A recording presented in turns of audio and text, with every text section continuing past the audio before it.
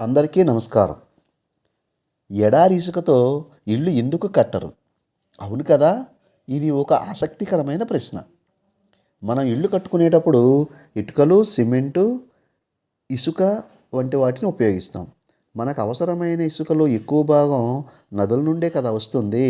అయితే ఇలా నదుల్లో ఇసుకను ఎక్కువగా తవ్వడం వలన ప్రకృతికి మనం తీరని నష్టం చేస్తున్నాం. మన భూమిపై ఎడారులు చాలా ఉన్నాయి కదా! ఎడారుల్లో ఇసుకకు కొరత లేదు కదా! అయితే ఇక్కడే ఒక ప్రశ్న ఉదయిస్తుంది. ఎడారి ఇసుకను ఇళ్ల నిర్మాణంలో ఎందుకు ఉపయోగించకూడదు? ఎడారి ఇసుక ఎలా ఉంటుంది? ఎడారి ఇసుక రేణువుల ఆకారమే దీనికి ముఖ్యమైన కారణం. సమాధానం కూడా అదే. ఎందుకంటే ఎడారిలో ఇసుక రేణువులు గాలి ద్వారా చాలా దూరం ప్రయాణిస్తుంటాయి. అలా ప్రయాణించే సమయంలో ఈ రేణువులు ఒకదానితో ఒకటి పదే పదే ఢీకొట్టి రాపిడి చెందుతాయి. అందువలన వాటి అంచులు నెమ్మదిగా అరిగిపోయి చాలా గుండ్రంగా, మృదువుగా మారతాయి.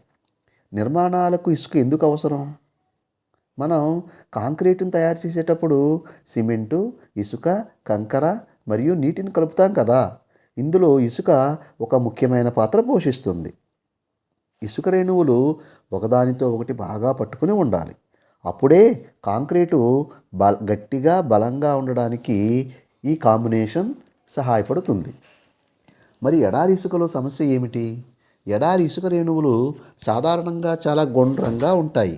అందువలన అవి ఒకదానిపై ఒకటి ఉండక సులభంగా జారిపోతాయి. ఇసుక రేణువులు ఒకదానితో ఒకటి బాగా పట్టుకోకపోతే కాంక్రీటుకు అవసరమైన బలం రాదు కదా! అందువలన ఇబ్బంది కలగవచ్చు, నిర్మాణం కూలిపోవచ్చు. అందుకే ఎడారి ఇసుకను అలాగే తీసుకువచ్చి నిర్మాణంలో ఉపయోగించే సాధారణ ఇసుకకు బదులుగా యాజ్ ఇట్ ఈజ్గా ప్రత్యామ్నాయంగా వాడటం అంత సులభం కాదు. అయితే ఎడారి ఇసుక అసలు పనికిరాదా? మనం ఇక్కడ ఒక విషయం గుర్తుంచుకోవాలి. ఎడారి ఇసుక దేనికి పనికిరాదని కాదు. ఆ ఎడారి ఇసుకను కొన్ని ప్రత్యేక పద్ధతుల్లో ప్రాసెస్ చేసి ఇతర మార్గాలతో లేదా ఇతర పదార్థాలతో కలిపి ఉపయోగించే మార్గాలపై శాస్త్రవేత్తలు అనేక పరిశోధనలు చేస్తున్నారు. అయినప్పటికీ సాధారణంగా ఎడారిలో ఉన్న ఇసుకను తీసుకుని నేరుగా కాంక్రీట్లో వాడటం సరైన పద్ధతి కాదు. మరి నదుల్లో ఇసుకను ఎక్కువగా తవ్వడం సరైనదేనా? అది కూడా కాదు. నదుల్లో ఇసుకను ఎక్కువగా తవ్వడం కూడా సరైన పద్ధతి కాదు. ఎక్కువగా ఇసుక తవ్వడం వలన నదుల అడుగు భాగం మారిపోవచ్చు. దీనివలన నదీ నీటి ప్రవాహం, నది ఒడ్డులు, అక్కడ జీవించే జంతువులు, మొక్కలు కూడా చాలా ప్రభావితం అవుతాయి. అందుకే నదుల్లో ఇసుకను మనం చాలా బాధ్యతగా ఉపయోగించాలి. మరి ప్రత్యామ్నాయం ఏమిటి? నది ఇసుకపై ఆధారపడటం తగ్గించడానికి శాండ్ అంటే మ్యానుఫ్యాక్చర్డ్ శాండ్ను కూడా ఉపయోగిస్తున్నారు. అంటే రాళ్లను ప్రత్యేక యంత్రాలతో పగలగొట్టి సరైన పరిమాణంలో తయారు చేయబడిన ఇసుకనే శాండ్ అంటారు. ఇది నిర్మాణ రంగంలో నదీ ఇసుకకు ఒక ముఖ్యమైన ప్రత్యామ్నాయంగా ఉపయోగిస్తున్నారు. కావున మన ప్రశ్నకు సమాధానం అర్థమైంది కదా! ఎడారిలో చాలా ఇసుక ఉన్నప్పటికీ ప్రతి ఇసుక నిర్మాణానికి పనికిరాదు. ఎడారి ఇసుక రేణువులు చాలా గుండ్రంగా, సన్నగా, మృదువుగా ఉంటాయి.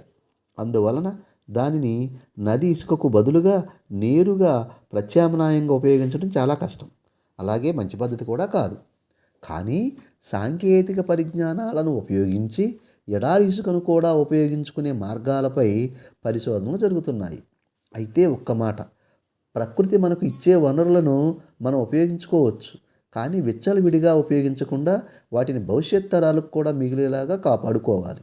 ఇక్కడ గాంధీ గారు చెప్పిన మాట తప్పకుండా తెలుసుకోవాల్సిందే. ప్రకృతి ఈ భూమిపై ఉన్న అందరి అవసరాలను తీర్చగలదు. కానీ ఏ ఒక్కరి దురాశను కూడా తీర్చలేదు. ధన్యవాదాలు. మరొక ఇంట్రెస్టింగ్ పాయింట్తో మళ్ళీ కలుద్దాం. Thank you.